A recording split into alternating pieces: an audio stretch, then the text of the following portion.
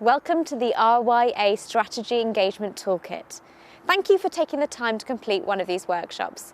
We hope that you'll find it a useful exercise. People in clubs and centres are at the heart of boating in the UK, and we want to better identify how we can best support what you're doing in the future.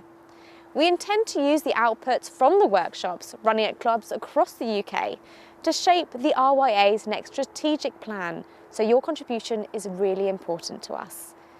We've designed the toolkit to help you plan internally within your club and centre. This video will give you a brief overview of some of the most recent data and insights to help you work through the questions. We're going to start with some recent trends in sport and activity more generally, and some of the recent findings within Sport England's Active Lives research.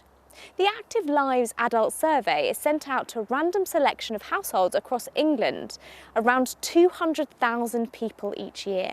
Results are then weighted for geography and key demographics. It's a really good measure for what's happening in sport and activity around England and the UK, and we can apply this to the sailing and boating world. The results are showing that people are becoming more active and that enjoyment is by far the biggest driver. The gender gap between males and females is narrowing, and we're seeing a general reduction of volunteers across all sport and activity. We're seeing a growth in participation in adventure sports and also an increase in flexible, shorter activities that people can do with little preparation or commitment. Older people are getting more active, and perhaps, due to people living more hectic lives, people are participating in more mindfulness and relaxation activities like yoga and Pilates. We're seeing a stagnation or a flattening off in traditional sports like team sports, cycling, swimming, and also sailing. The key driver for children's participation in sports and activities is fun and enjoyment. Other key drivers for participation include confidence, competence, understanding of why sport and activity are good for you, and knowledge of how to get involved. Disabled people are more active, but inactivity is still far more common for disabled people than non-disabled people. Overall, it seems people are gravitating towards activities that can fit into their busy lives, and that are enjoyable, and where ability doesn't have to matter. Please pause the video here and reflect on how these developments may affect you and your club or centre.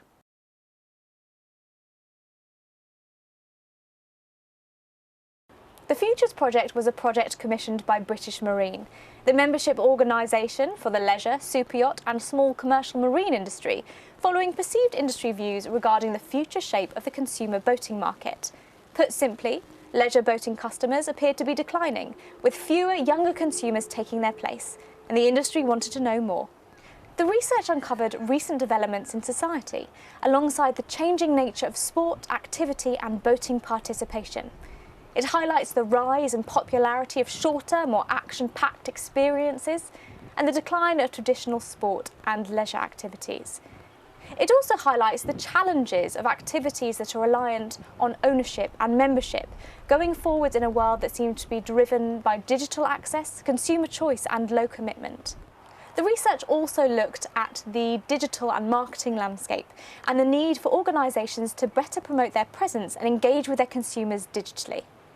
Finally, the research reminded us the importance of keeping things fun and inviting for younger audiences, and that competition has a time and a place. So how might this affect clubs and centres? We've been observing clubs and centres who have been experimenting with more low-commitment forms of boating, such as pay on demand. Pay on demand is when a club or centre has boats that they can hire out, providing a hassle-free stepping stone into boating. We've also seen clubs and centres introducing more accessible forms of water sports, such as paddleboarding, open water swimming and kayaking. This has helped open their doors to new groups, many of whom have gone on to try boating and become long-term members. Finally, we've been observing clubs reacting to people's busier lives by moving away from series racing into more event-orientated activity, where people aren't expected to turn up every weekend through the summer. Clubs have also been offering more alternatives to competitive activity, like cruises and social sailing, which has helped to offer more to those who may not be interested in racing or competition. Please pause the video here and reflect on how these developments may affect you and your club or centre.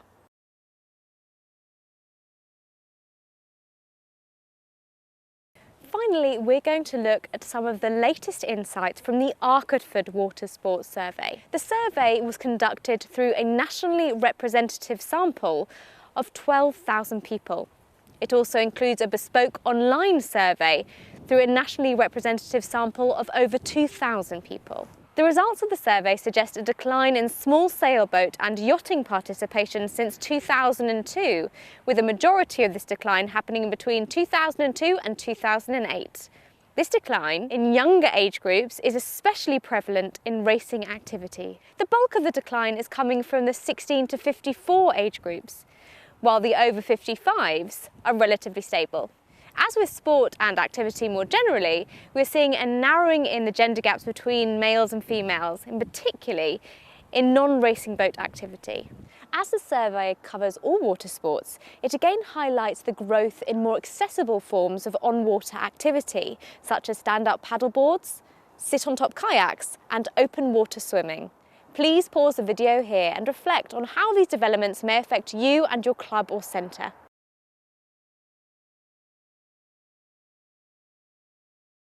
Now it's time for you to go through the questions in the toolkit. We hope that you have found this insight useful, and we would appreciate any feedback.